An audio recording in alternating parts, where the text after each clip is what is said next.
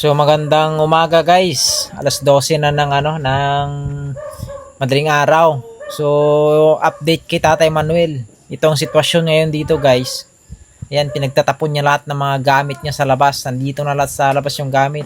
Yung electric pan, balina, yung mga solar radio, yung mga solar natin guys, nasa labas na din. Ayan.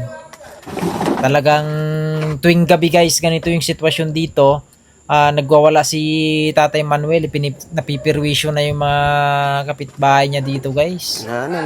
Ayan, kung makikita nyo guys, nandito na sa labas lahat ng mga gamit niya, oh. Yung solar radio, yung lahat-lahat na, tinapon niya nandito sa labas. Talagang hindi na makontrol tong matanda.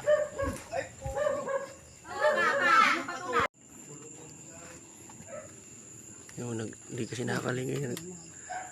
Tatay, diyan ka muna. Bukas ka na lumabas ha. Wala na eh. Nakaperwisyo pa sa ron na. Sinira. Hiniba yung motor. Maganda kami pantali, dagdagan yun. Oo nga, baka mahila. Malakas yan eh. Ayan na lang yan kap. So sige na, sira na eh. Sinira na niya eh. Ito pala oh. May kawan doon. Sabi nang babasa. Tumago ka na lang dyan ha.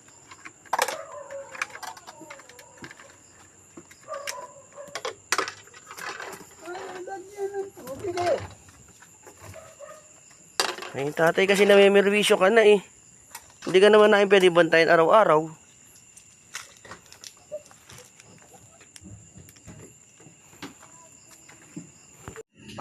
Ayan, kung makikita nyo guys, tumba yung motor, oh. Tinumba ni tatay yung motor dyan. Tapos yung gripo, binali rin niya yung gripo dyan. So sa ngayon guys, nandun si Tatay Manuel sa loob ng kubo niya. At sinarado muna namin yung pintuan para hindi makalabas yung matanda. Kasi mamimirwisyo talaga siya sa mga kapitbahay dito guys, madaling araw na.